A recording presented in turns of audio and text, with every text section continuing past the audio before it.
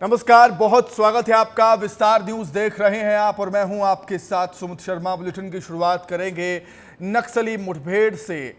जिस तरीके से हम देख रहे हैं, नक्सली मुठभेड़ के बाद छत्तीसगढ़ में सियासत हो रही है, उससे कहीं ना कहीं कई सारे सवाल खड़े होते हैं। सीएम विष्णुदेव साय ने भूपेश बघेल से सबूत मांगे। पूर्व सीएम भूपेश बघेल बोले देंगे सबूत। मुठभेड़ पर भूपेश बघेल ने सवाल उठाए थे, तो यहां पर सीएम विष्णुदेव साय ने कहा कि आप सबूत दे दीजिए। भूपेश बघेल ने मुठभेड़ को फर्जी बताया था। इसको लेकर सियासत शुरू हो चुकी है छत्तीसगढ़ में। भूपेश बघेल के सबूत वाले बयान पर सियासत शुरू हो चुकी है। रिएक्शन लगातार सामने आए हैं, रिएक्शन भी आपको सुनाते हैं, सुनिए। विष्णुदेव साय ने क्या कुछ कहा था, विष्णुदेव साय ने क्या कुछ कहा है सीएम भूपेश बघेल के बयान को लेकर, पहले आपको वो सुनाते हैं। सलियों के जूता चप्पल हैं जो चीज़ में इनको प्रश्न चिन्ह खड़ा नहीं करना चाहिए। सर्जिकल स्ट्राइक, एयर स्ट्राइक को भी उन्होंने मतलब काल्पनिक कहा, और ये तो उनके यहाँ की बात है, छत्तीसगढ़ की बात है। अगर यहीं कहीं यहाँ किसी भी तरह से अगर ये फर्जी है तो उसको प्रमाणित करें। अब पूर्व सीएम भूपेश बघेल ने क्या कुछ कहा था, वो भी आपको सुनाते हैं। छत्तीसगढ़ के इतिहास में सबसे बड़ी नक्सली एनकाउंटर होने के बाद मैं इस वक्त पूर्व मुख्यमंत्री भूपेश बघेल के पास पहुंचा हूं। सीएम साहब, जवानों ने सबसे बड़ी कैजुअलिटी की है, नक्सलियों 29 नक्सलियों को ढेर किया है, क्या कहना चाहिए? जवानों को बड़ी सफलता मिली है, मैं उन्हें बधाई देता हूँ। पिछले शासनकाल में हम लोग जो नक्सलियों के मान में घुसकर हमला करते थे, उसकी परिणति है कि आज बड़ी सफलता हमारे जवानों को मिली है। मैं खूब बधाई और शुभकामना देता हूँ। पूर्व गृह मंत्री कह रहे हैं विजय शर्मा कि पिछले 4 महीनों में आप लोगों ने जो बयान दिया है कि फर्जी मुठभेड़ है, तो उसका सबूत दे। उसके सबूत तो ग्रामीण जन ही दे रहे हैं। वो आगे शिकायत किए हैं, अब बोले तो उनके घर भिजवा देता हूँ। अब जब बोले वो लोग आए भी थे। ऐसे कितने प्रकरण हैं जिसमें फर्जी इनकाउंटर और फर्जी केस बनाए हैं, कई सबूतें मिल जाएंगी। सर, कैसे देखते हैं कि जवानों के लिए क्या कहेंगे कि हौसला, क्योंकि अब तक के नक्सली जो थे तादाद में 29 नक्सली मारे गए, जवानों के लिए क्या कहना चाहेंगे आप? ये बिल्कुल बड़ी सफलता है, मैं उन्हें बधाई देता हूँ। और संयम के साथ आगे बढ़ें और नक्सलवाद खत्म करें। आपने कहा कि पिछले 5 सालों में जब आपकी सरकार थी, नक्सली बैकफुट पे थे, लेकिन अभी फिर देख रहे हैं नक्सली हमला हो रही है, हालांकि जवान भारी पड़ रहे हैं। तो जो आरोप और प्रत्यारोप का ये है, बीजेपी आरोप लगा रही है। देखिए, मुझे कुछ कहने की ज़रूरत नहीं है। रिकॉर्ड निकाल के देख ले, 15 साल के रिकॉर्ड निकाल के देख ले, 20 सालों के विधानसभा कार्रवाई निकाल के देख ले। भारतीय जनता पार्टी पिछले 5 सालों में एक बार भी ना स्थगन लाए न ध्यान आकर्षण लाए।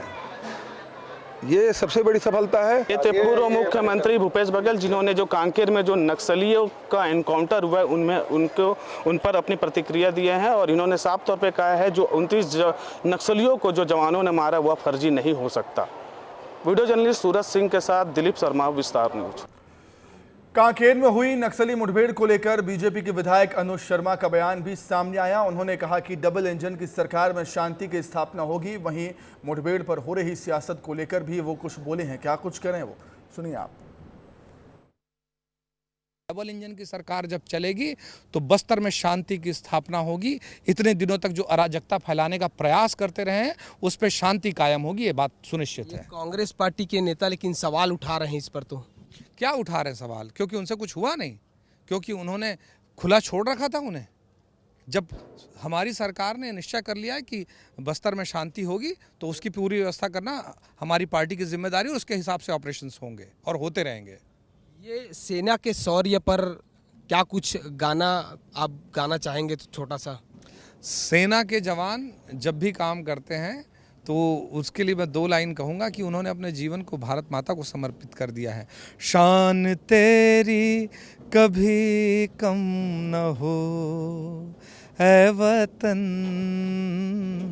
मेरे वतन, मेरे वतन। बहुत शुक्रिया। तो आपने सुना अनुज शर्मा जी हैं, अभिनेता हैं और नेता भी हैं, और देख सकते हैं किस तरीके से वो अपने अंदाज में जो सेना का जज्बा है उसको उत्साहवर्धित करने का काम कर रहे हैं। कैमरा पर्सन किशोर के साथ खोमन साहू, विस्तार न्यूज, रायपुर। केंद्रीय गृह मंत्री अमित शाह ने कांकेर में नक्सलियों पर हुए एक्शन को लेकर सुरक्षा बलों की तारीफ की है। कहा है कि राज्य में बीजेपी की सरकार बनने के बाद से 80 से ज्यादा नक्सलियों को मारा गया है। उन्होंने कहा कि मोदी सरकार की अगुवाई में आगे भी नक्सलियों के खिलाफ इसी तरह कार्रवाई जारी रहेगी। छत्तीसगढ़ में सुरक्षा बलों को बड़ी सफलता प्राप्त हुई है।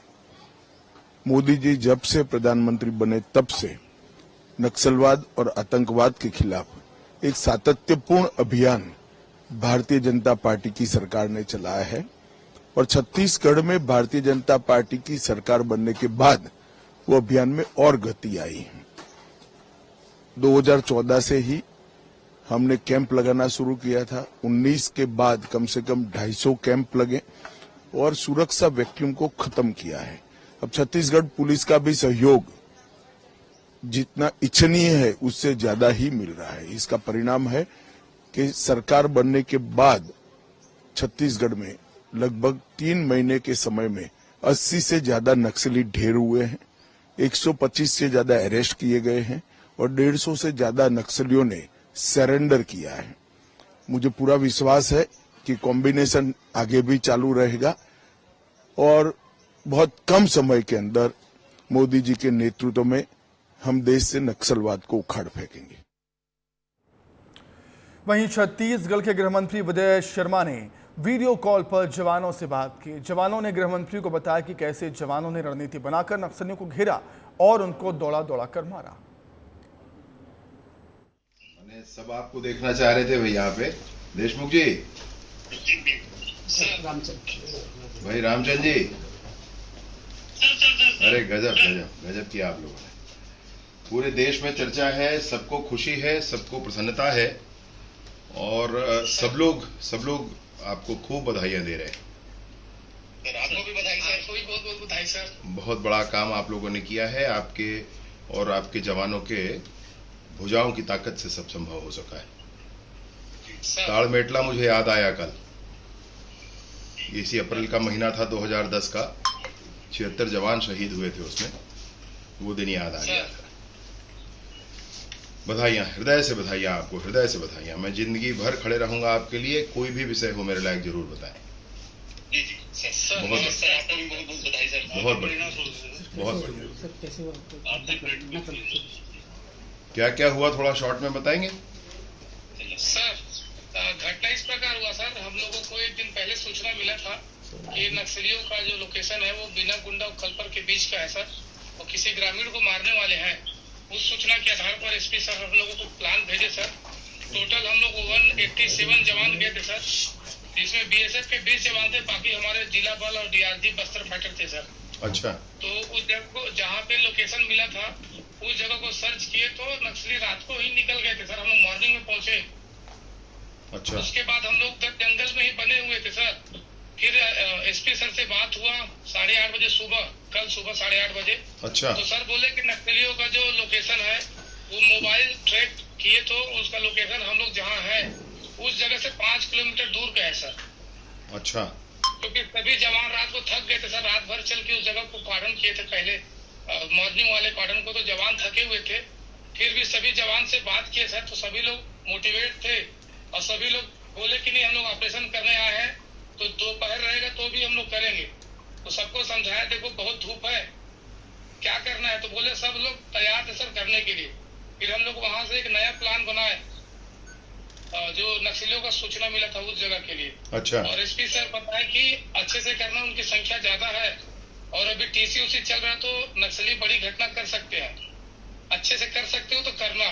तो बोले नहीं सर हम लोग करेंगे, सभी जवान तैयार है करने के लिए। फिर उस जगह पे हम लोग जाके उसको घेराबंदी किए सर। अच्छा। तो 3 अलग अलग पार्टियां बनाए थे, घेराबंदी वाली 2 पार्टी थी, एक पार्टी सर्चिंग पार्टी थी। और नक्सली का फर्स्ट फायरिंग हुआ सर। उसके बाद सभी जवान नक्सलियों को फायर एंड मूव करते करते उन लोगों को घेर दिए सर। तो जैसे नक्सली हमारे जवानों को पहले शहादत पहुंचाया है वैसे ही दौड़ा दौड़ा के हम लोग कल मारे हैं सब लोगों को। और ये सभी वर्दीधारी थे? सभी लोग वर्दीधारी है सर, सभी वर्दीधारी है। और हमारा पहला फायरिंग 12:15 पे हुआ सर, 12:15 पे, और लास्ट फायरिंग 4 बजे 4:30 बजे खत्म हुआ सर। अच्छा, मैं तो रायपुर में जो 2 आपके साथी घायल हुए थे उनसे मिलने गया था। दोनों की तबीयत बिल्कुल ठीक है, डॉक्टर्स के साथ गया था। मैं उनसे जब हाथ मिलाया तो मेरे को करंट लगा भाई। बसराजी सुंदरराज पी ने सुकमा में हुई नक्सली मुठभेड़ की जानकारी दी। उन्होंने कहा कि मौके पर 50 नक्सली मौजूद थे। सुरक्षा बलों ने 29 नक्सलियों को मार गिराया। उन्होंने कहा कि मौके पर AK-47 इंसास राइफल समेत कई खतरनाक हथियार बरामद हुए हैं। वहीं 2 बड़े नक्सली शंकर राव और ललिता टॉप कमांडर मारे गए।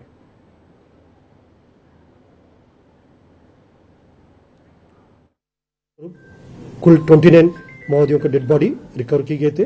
उनमें से 15 महिला माओवादी है और 14 पुरुष माओवादी का डेड बॉडी रिकवर किए गए थे। और साथ घटनास्थल से AK-47, 1 SLR, 2 INSAS, 1 carbene, 303 weapon 3 और काफी बड़ी संख्या में 315 और 312 और बर्मार वेपन, साथ जो 9mm पिस्टल है जो वेपन का सर्विस वेपन है, वो भी 2 वेपन रिकवर किए गए थे। जो प्राथमिक 2 आइडेंटिफिकेशन हुआ है, उसमें एक शंकर है जो DVC कैडर का, और दूसरा जो ललिता वो भी DVC रैंक का। जो ललिता जो रामदेव जो DKSFC मेंबर उनका वाइफ का बताया जा रहा है। स्वागत है आपका, विस्तार न्यूज देख रहे हैं आप और मैं हूं आपके साथ सुमित शर्मा। बुलेटिन की शुरुआत करेंगे नक्सली मुठभेड़ से। जिस तरीके से हम देख रहे हैं नक्सली मुठभेड़ के बाद छत्तीसगढ़ में सियासत हो रही है, उससे कहीं ना कहीं कई सारे सवाल खड़े होते हैं।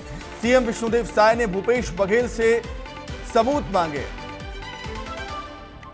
पूर्व CM भूपेश बघेल बोले देंगे सबूत। मुठभेड़ पर भूपेश बघेल ने सवाल उठाए थे, तो यहां पर CM विष्णुदेव साय ने कहा कि आप सबूत दे दीजिए। भूपेश बघेल ने मुठभेड़ को फर्जी बताया था। इसको लेकर सियासत शुरू हो चुकी है छत्तीसगढ़ में। भूपेश बघेल के सबूत वाले बयान पर सियासत शुरू हो चुकी है। रिएक्शन लगातार सामने आए हैं, रिएक्शन भी आपको सुनाते हैं, सुनिए। विष्णुदेव साय ने क्या कुछ कहा था, विष्णुदेव साय ने क्या कुछ कहा है CM भूपेश बघेल के बयान को लेकर, पहले आपको वो सुनाते हैं। सलियों के जूता चप्पल हैं जो चीज़ में इनको प्रश्न चिन्ह खड़ा नहीं करना चाहिए। सर्जिकल स्ट्राइक, एयर स्ट्राइक को भी उन्होंने मतलब काल्पनिक कहा, और ये तो उनके यहाँ की बात है, छत्तीसगढ़ की बात है। अगर यहीं कहीं यहाँ किसी भी तरह से अगर ये फर्जी है तो उसको प्रमाणित करें। अब पूर्व CM भूपेश बघेल ने क्या कुछ कहा था वो भी आपको सुनाते हैं। छत्तीसगढ़ के इतिहास में सबसे बड़ी नक्सली एनकाउंटर होने के बाद मैं इस वक्त पूर्व मुख्यमंत्री भूपेश बघेल के पास पहुंचा हूं। CM साहब, जवानों ने सबसे बड़ी कैजुअलिटी की है, नक्सलियों 29 नक्सलियों को ढेर किया है, क्या कहना चाहिए? जवानों को बड़ी सफलता मिली है, मैं उन्हें बधाई देता हूँ। पिछले शासनकाल में हम लोग जो नक्सलियों के मान में घुसकर हमला करते थे, उसकी परिणति है कि आज बड़ी सफलता हमारे जवानों को मिली है। मैं खूब बधाई और शुभकामना देता हूँ। पूर्व गृह मंत्री कह रहे हैं विजय शर्मा कि पिछले 4 महीनों में आप लोगों ने जो बयान दिया है कि फर्जी मुठभेड़ है, तो उसका सबूत दे। उसके सबूत तो ग्रामीण जन ही दे रहे हैं। वो आके शिकायत किए हैं, अब बोले तो उनके घर भिजवा देता हूँ। अब जब बोले वो लोग आए भी थे। ऐसे कितने ही प्रकरण हैं जिसमें फर्जी इनकाउंटर और फर्जी केस बनाए हैं, कई सबूतें मिल जाएंगी। सर, कैसे देखते हैं कि जवानों के लिए क्या कहेंगे कि हौसला, क्योंकि अब तक के नक्सली जो थे तादाद में 29 नक्सली मारे गए, जवानों के लिए क्या कहना चाहेंगे आप? ये बिल्कुल बड़ी सफलता है, मैं उन्हें बधाई देता हूँ और संयम के साथ आगे बढ़ें और नक्सलवाद ख़त्म करें। आपने कहा कि पिछले 5 सालों में जब आपकी सरकार थी नक्सली बैकफुट पे थे, लेकिन अभी फिर देख रहे हैं नक्सली हमला हो रही है, हालांकि जवान भारी पड़ रहे हैं। तो जो आरोप और प्रत्यारोप का ये है, बीजेपी आरोप लगा रही है। देखिए, मुझे कुछ कहने की ज़रूरत नहीं है। रिकॉर्ड निकाल के देख ले, 15 साल के रिकॉर्ड निकाल के देख ले, 20 सालों के विधानसभा कार्रवाई निकाल के देख ले। भारतीय जनता पार्टी पिछले 5 सालों में एक बार भी ना स्थगन लाए, ना ध्यान आकर्षण लाए। ये सबसे बड़ी सफलता है। ये थे पूर्व मुख्यमंत्री भूपेश बघेल, जिन्होंने जो कांकेर में जो नक्सलियों का एनकाउंटर हुआ है उन पर अपनी प्रतिक्रिया दिए हैं और इन्होंने साफ तौर पे कहा है जो 29 नक्सलियों को जो जवानों ने मारा वह फर्जी नहीं हो सकता। वीडियो जर्नलिस्ट सूरज सिंह के साथ दिलीप शर्मा, विस्तार न्यूज।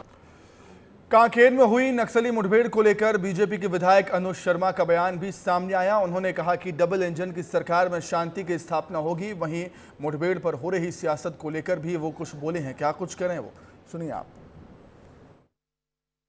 डबल इंजन की सरकार जब चलेगी तो बस्तर में शांति की स्थापना होगी। इतने दिनों तक जो अराजकता फैलाने का प्रयास करते रहे हैं उस पर शांति कायम होगी, ये बात सुनिश्चित है। कांग्रेस पार्टी के नेता लेकिन सवाल उठा रहे हैं इस पर। तो क्या उठा रहे हैं सवाल? क्योंकि उनसे कुछ हुआ नहीं, क्योंकि उन्होंने खुला छोड़ रखा था उन्हें। जब हमारी सरकार ने निश्चय कर लिया है कि बस्तर में शांति होगी तो उसकी पूरी व्यवस्था करना हमारी पार्टी की जिम्मेदारी, और उसके हिसाब से ऑपरेशंस होंगे और होते रहेंगे। ये सेना के शौर्य पर क्या कुछ गाना आप गाना चाहेंगे? तो छोटा सा। सेना के जवान जब भी काम करते हैं तो उसके लिए मैं 2 लाइन कहूँगा कि उन्होंने अपने जीवन को भारत माता को समर्पित कर दिया है। शान तेरी कभी कम न हो ऐ वतन, मेरे वतन, मेरे वतन। बहुत शुक्रिया। तो आपने सुना, अनुज शर्मा जी अभिनेता है और नेता भी हैं, और देख सकते हैं किस तरीके से वो अपने अंदाज में जो सेना का जज्बा है उसको उत्साहवर्धित करने का काम कर रहे हैं। कैमरा पर्सन किशोर के साथ खोमन साहू, विस्तार न्यूज, रायपुर। केंद्रीय गृह मंत्री अमित शाह ने कांकेर में नक्सलियों पर हुए एक्शन को लेकर सुरक्षा बलों की तारीफ की है। कहा है कि राज्य में बीजेपी की सरकार बनने के बाद से 80 से ज्यादा नक्सलियों को मारा गया है। उन्होंने कहा कि मोदी सरकार की अगुवाई में आगे भी नक्सलियों के खिलाफ इसी तरह कार्रवाई जारी रहेगी। छत्तीसगढ़ में सुरक्षा बलों को बड़ी सफलता प्राप्त हुई है। मोदी जी जब से प्रधानमंत्री बने तब से नक्सलवाद और आतंकवाद के खिलाफ एक सातत्यपूर्ण अभियान भारतीय जनता पार्टी की सरकार ने चलाया है, और छत्तीसगढ़ में भारतीय जनता पार्टी की सरकार बनने के बाद वो अभियान में और गति आई है। 2014 से ही हमने कैंप लगाना शुरू किया था। 19 के बाद कम से कम 250 कैंप लगे और सुरक्षा वैक्यूम को खत्म किया है। अब छत्तीसगढ़ पुलिस का भी सहयोग जितना इच्छनीय है उससे ज्यादा ही मिल रहा है। इसका परिणाम है कि सरकार बनने के बाद छत्तीसगढ़ में लगभग 3 महीने के समय में 80 से ज्यादा नक्सली ढेर हुए हैं, 125 से ज्यादा अरेस्ट किए गए हैं और 150 से ज्यादा नक्सलियों ने सरेंडर किया है। मुझे पूरा विश्वास है कि कॉम्बिनेशन आगे भी चालू रहेगा और बहुत कम समय के अंदर मोदी जी के नेतृत्व में हम देश से नक्सलवाद को उखाड़ फेंकेंगे। वहीं छत्तीसगढ़ के गृह मंत्री विजय शर्मा ने वीडियो कॉल पर जवानों से बात की। जवानों ने गृह मंत्री को बताया कि कैसे जवानों ने रणनीति बनाकर नक्सलियों को घेरा और उनको दौड़ा दौड़ा कर मारा। सब आपको देखना चाह रहे थे भाई यहाँ पे। देशमुख जी, भाई रामचंद्र जी, अरे गजब गजब गजब किया आप लोगों ने। पूरे देश में चर्चा है, सबको खुशी है, सबको प्रसन्नता है और सब लोग आपको खूब बधाइयां दे रहे हैं।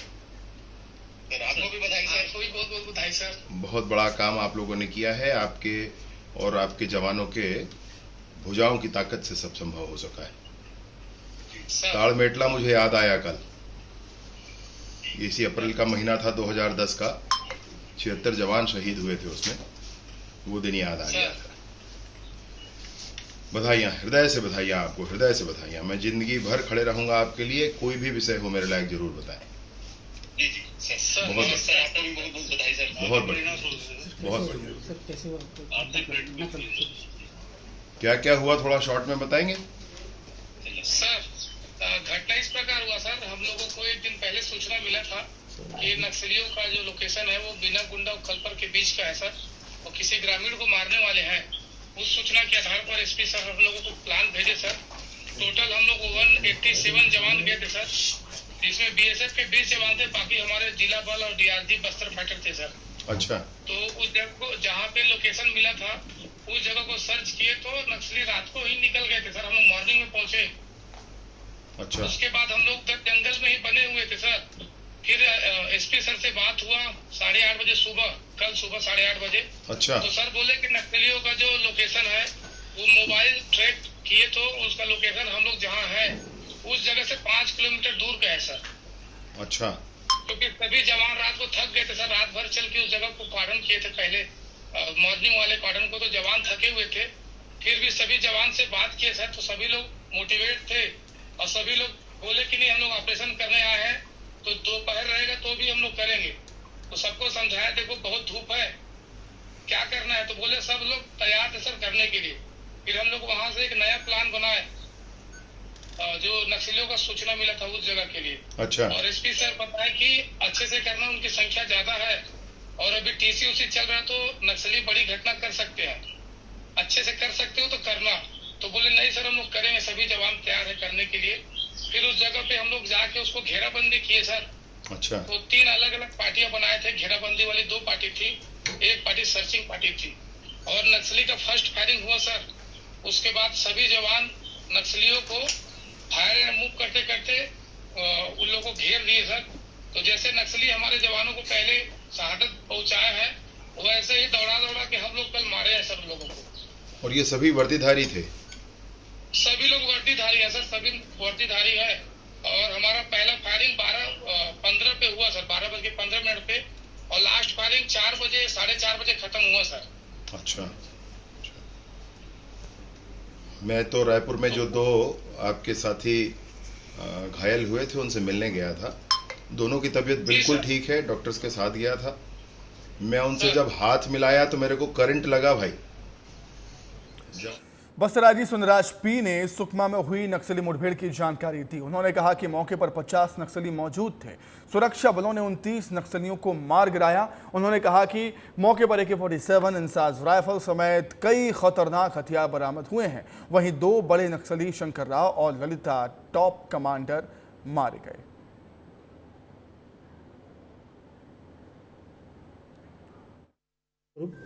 कुल 29 माओवादियों के डेड बॉडी रिकवर किए गए थे।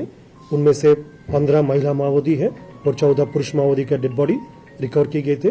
और साथ घटनास्थल से AK-47, 1 SLR, 2 INSAS, 1 carbene, 303 weapon 3 और काफ़ी बड़ी संख्या में 315 और 312 और बरमार वेपन, साथ जो 9mm पिस्टल है जो वेपन का सर्विस वेपन है वो भी 2 वेपन रिकवर किए गए थे। जो प्राथमिक 2 आइडेंटिफिकेशन हुआ है उसमें एक शंकर है जो DVC कैडर का और दूसरा जो ललिता वो भी DVC रैंक का। जो ललिता जो रामदेव जो DKSFC मेंबर उनका वाइफ का बताया जा रहा है।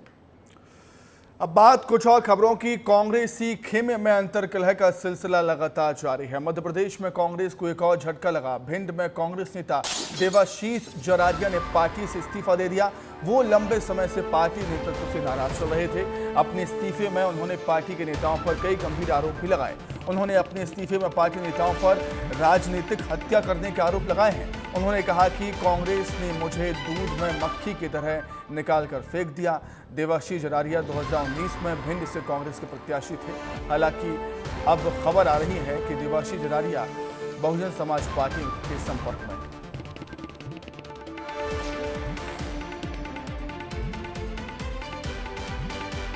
कांग्रेस को लगातार झटके लग रहे हैं। लोकसभा चुनाव से ठीक पहले कांग्रेस खेमे में जो अंतर्कलह मची है वो थमने का नाम नहीं ले रही। मध्य प्रदेश कांग्रेस को एक और झटका। भिंड में कांग्रेस नेता देवाशीष जरारिया ने पार्टी से इस्तीफा दे दिया। अब खबरें ये हैं कि बहुजन समाज पार्टी बसपा के संपर्क में है और बसपा ज्वाइन कर सकते हैं। उन्होंने कई गंभीर आरोप लगाए हैं कांग्रेस के नेतृत्व पर। लंबे समय से वो पार्टी से नाराज भी चल रहे थे। अपने इस्तीफे में उन्होंने पार्टी के नेताओं पर कई गंभीर आरोप लगाए। उन्होंने अपने इस्तीफे में पार्टी नेताओं पर राजनीतिक हत्या करने का आरोप लगा दिया। देवाशीष कहते हैं कि कांग्रेस ने मुझे दूध में मक्खी की तरह निकालकर फेंक दिया।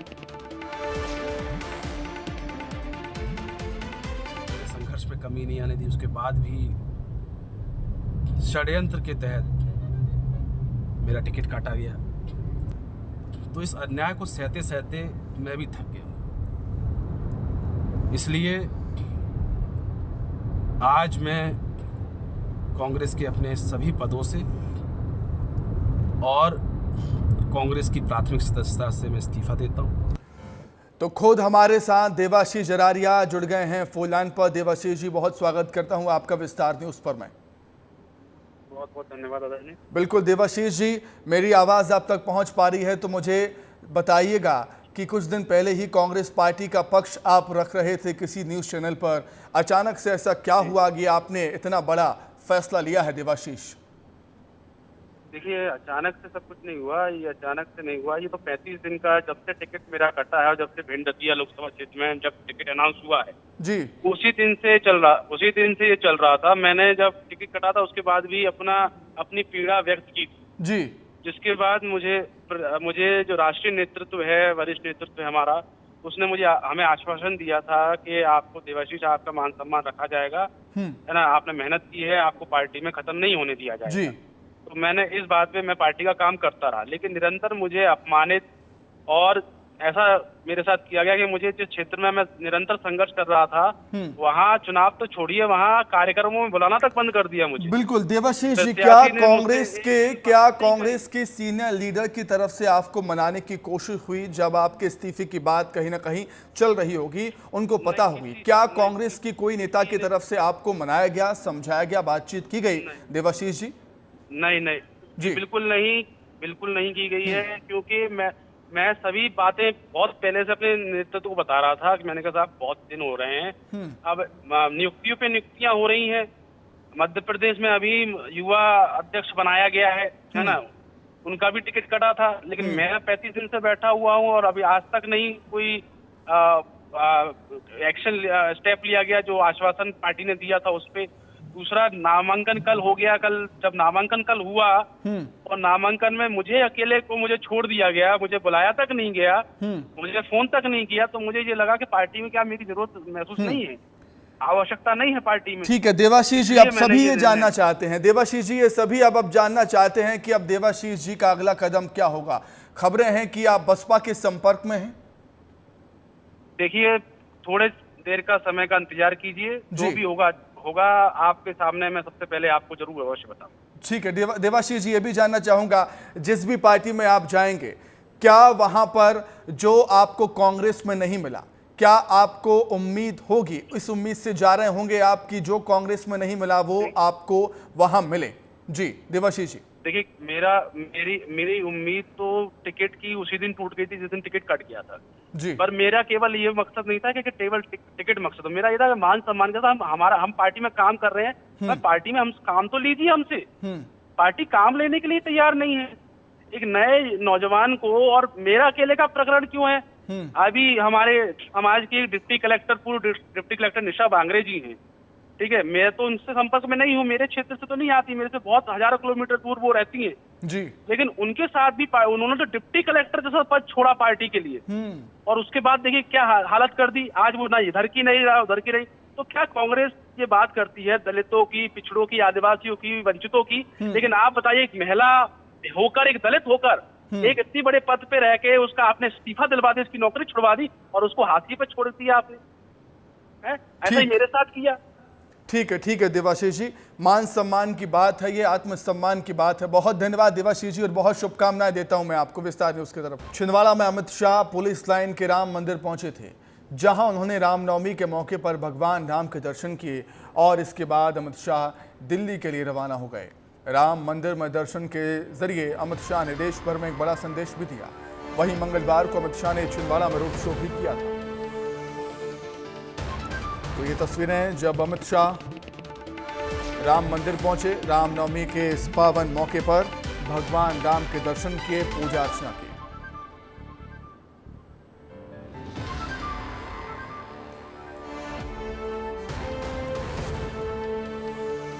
वहीं छिंदवाड़ा में और देर रात तक होटल में छिंदवाड़ा फतेह के लिए पार्टी के बड़े नेताओं के साथ रणनीति भी तैयार की अमित शाह ने। बैठक में सीएम डॉक्टर मोहन यादव, प्रदेश अध्यक्ष वी डी शर्मा और चुनाव प्रभारी डॉक्टर महेंद्र सिंह कविता पाटीदार मौजूद रही। वहीं अमित शाह ने नाराज नेताओं के साथ भी अलग से मीटिंग की है। इनमें पूर्व मंत्री चंद्रभान सिंह चौधरी, पंडित रमेश दुबे, ताराचंद बाबरिया जैसे नेता शामिल हैं। शाह ने सभी नेताओं को साफ कर दिया है कि चुनाव बेहद अहम है और अगर इसमें कमी रहती है तो पार्टी उस पर मंथन करेगी और फिर कड़े फैसले लिए जाएंगे।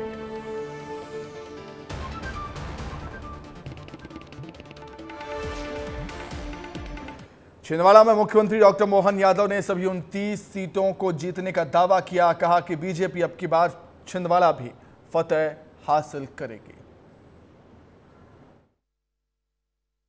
प्रदेश के यशस्वी मुख्यमंत्री डॉक्टर मोहन यादव भी हमारे साथ में हैं। छिंदवाड़ा में कल रात रुके थे और छिंदवाड़ा फतेह करने की क्या तैयारी कल हुई, उन्हीं से जानते हैं। तैयारी क्या होती, चुनाव अभियान में चुनाव के भी जनता अपने बीच में हर नेता को अपनी निगाह से देखती है।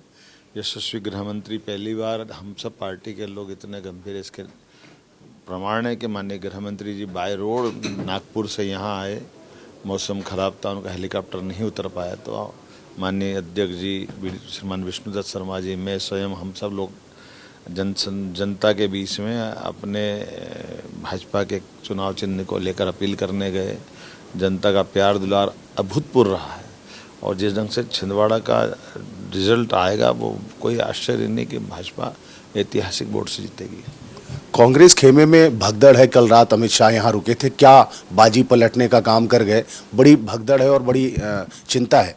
देखिए, कांग्रेस तो पहले से ही खोखली हो चुकी है। कांग्रेस के सारे बड़े नेता यहाँ कर उनका दल छोड़ चुके हैं, तो अब ये आखिरी लड़ाई लड़ रहे हैं, उनमें कोई इस माप में दम नहीं है। कांग्रेस पूरे प्रदेश में अपनी हारी बाजी लड़ रही है। विभीषण जो हैं, जैसा कि जो कांग्रेस से भारतीय जनता पार्टी में आए हैं, उनमें खासा उत्साह है और वो पूरे प्रदेश में कांग्रेस की लंका लगाने की बात कर रहे हैं। ऐसा है कि मैं ये शब्दों पे नहीं जाता हूँ। हम तो इतना ही जानते हैं कि जो भाजपा में आता है वो दूध में शक्कर की तरह मिल जाता है और हम सब मिलकर काम करते हैं। आश्वस्त है 29 की 29 सीटों की? निश्चित रूप से आश्वस्त है, 100%। हम 29 की 29 सीट जीतेंगे, देश में 400 पार जाएंगे, माननीय मोदी जी सरकार बनाएंगे, लगातार दिख रहा है। तो देश में 400 पार जाएंगे और निश्चित रूप से मध्य प्रदेश की 29 सीटें जीतेंगे, ऐसा दावा है प्रदेश के मुख्यमंत्री डॉक्टर मोहन यादव जी का। कैमरा पर्सन वीरेंद्र के साथ अंचल शुक्ला, विस्तार न्यूज, छिंदवाड़ा। तो बीजेपी के प्रदेश अध्यक्ष वी डी शर्मा ने दावा किया है कि अब की बार छिंदवाड़ा में भी कमल खिलेगा। उन्होंने कहा कि छिंदवाड़ा में मोदी की लहर है। खास बातचीत में क्या कुछ कहा, आइए आपको सुनाते हैं। प्रदेश अध्यक्ष वी डी शर्मा जी अभी हमारे साथ में है। छिंदवाड़ा कल रात रुके थे, अमित शाह जी आए थे और मुख्यमंत्री जी भी थे। कितना विश्वास दिखा आपको छिंदवाड़ा की जनता में भारतीय जनता पार्टी के पक्ष में? छिंदवाड़ा की जनता ने कल जो जन समर्थन और जो उत्साह और उमंग दिखाई दी है, ये साबित करती है कि छिंदवाड़ा मोदी में हो चुका है। पूरा देश राममय है, पूरा देश मोदी में है, तो छिंदवाड़ा भी इससे अछूता नहीं रह सकता। और इस बार जनता ने अपार जन समर्थन आशीर्वाद दिया। ये साबित करता है कि जनता ने मन बना लिया है कि इस बार छिंदवाड़ा में कमल खिलेगा और कमल ताकत के साथ खिलेगा। और कल अमित शाह जी ने यहाँ आने के बाद तो इतिहास ही बना है। कल छिंदवाड़ा की जनता ने जिस प्रकार से आशीर्वाद दिया है, जिस तरीके से बात करी जा रही है, प्रदेश की जो 29 सीटें हैं, खजुराहो सीट से लोगों को काफी आस है कि 10 लाख से अधिक वोटों से जीतेगी। देखिए, पूरे 29 की 29 सीटों में भारतीय जनता पार्टी का जो कार्यकर्ता है और हम चुनाव प्रत्येक बूथ पर लड़ते हैं, चाहे खजुराहो चाहे छिंदवाड़ा, चाहे कोई कैंडिडेट सामने है या नहीं है, हमें इसकी चिंता नहीं होती। हम तो हर चुनाव गंभीरता से लड़ते हैं और प्रत्येक बूथ पर चुनावी प्रबंधन के साथ हर बूथ पर चुनाव जीतने की रणनीति है। तो वो खजुराहो में भी हर बूथ पर जीतेंगे और छिंदवाड़ा में भी जीतेंगे। इस बार मध्य प्रदेश के अंदर इतिहास बनेगा, 29 की 29 सीटें जीतेंगे। लेकिन वोट शेयर में मध्य प्रदेश के अंदर आप जब एनालिसिस करेंगे परिणाम आने के बाद, तब आपको लगेगा कि भारतीय जनता पार्टी के कार्यकर्ता की मेहनत और जनता का आशीर्वाद कितने अपार उसके साथ भाजपा को मिला है। तो छिंदवाड़ा भी जीतेंगे, खजुराहो भी जीतेंगे और जीत का जो अंतर होगा वो देखने लायक होगा, ऐसा दावा है प्रदेश अध्यक्ष वी डी शर्मा जी का। और मध्य प्रदेश की 29 सीटें जीतने का दावा ये लगातार कर ही रहे हैं। 29 कमल की मालाएं प्रधानमंत्री नरेंद्र मोदी को तीसरी बार प्रधानमंत्री बनाने के लिए मध्य प्रदेश से भेंट की जाएगी। कैमरा पर्सन वीरेंद्र के साथ अंचल शुक्ला, विस्तार।